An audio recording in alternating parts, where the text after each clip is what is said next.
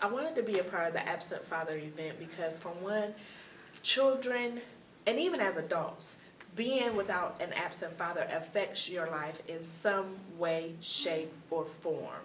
A lot of times we go through life and we make a lot of mistakes, but we don't realize the root of those mistakes. And so for me, my root was not having a father in my life. And it happened in my life around 13 years old, where I found out my father that I thought wasn't my father wasn't, and my mother had divorced him, and so now she became a single mother.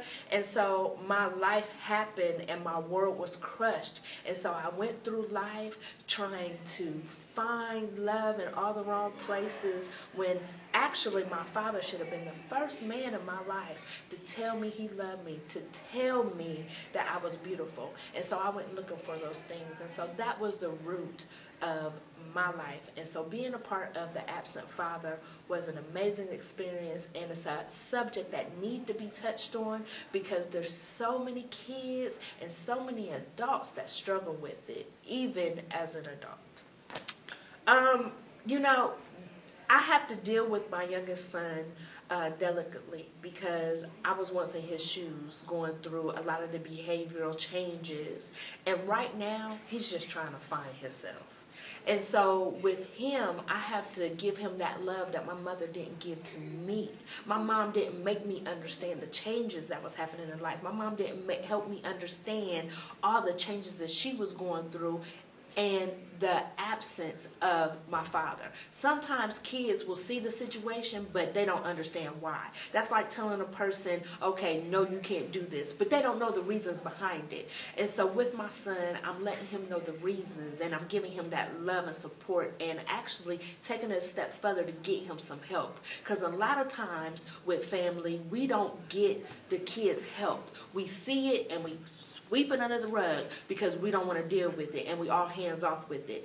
But sometimes if we don't want our kids to get lost in the system or get lost in themselves without having a father there, we have to step and stand in the gap and put them in a situation that's going to better them for the better, where they can look back at their life and look back and say, thank you, Mom. I read a story about an inmate. An inmate wrote a letter to his mother. He was on death row. And one of the things in that letter is he blamed his mother. But he said, I forgive you. He said, I went through life and I was growing up and I stole, I stealed, but one of the things that you did, Mom, is you helped me. He said, you remember when I stole that bike and you helped me hide it? He was like, you was condoning my behavior. You remember when I stole the neighbor's money out of his wallet? You took me to the mall to spend it. He said, if there was any justice in the world, you would be on death row with me. He said, my dad is not even in the house now because you got in an argument with him because he just wanted to discipline me. He wanted to give me correction, and you put him out. And he said, now I am a malformed man, and I am facing death row. And if there was any justice, you would be on death row with me. So he wrote that letter, and he told parents, if anything, you need to discipline your children when you see them do wrong and not condone it, because now he's looking at death row. And if there was any justice in the world, his mother should have been sitting there on death row with him.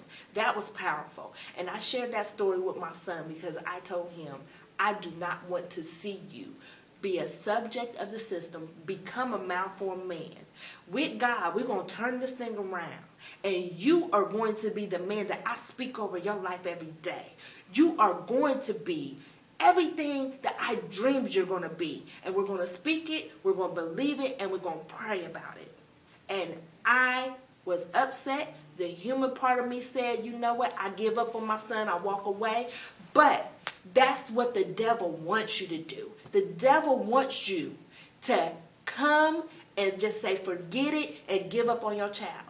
But I said, no, not my child. I'm going to take him to God, and he is going to be everything that I imagine him to be. And so today, my son went off to a military school, and I am more proud of the decision that I made. And I know God is with us every step of the way.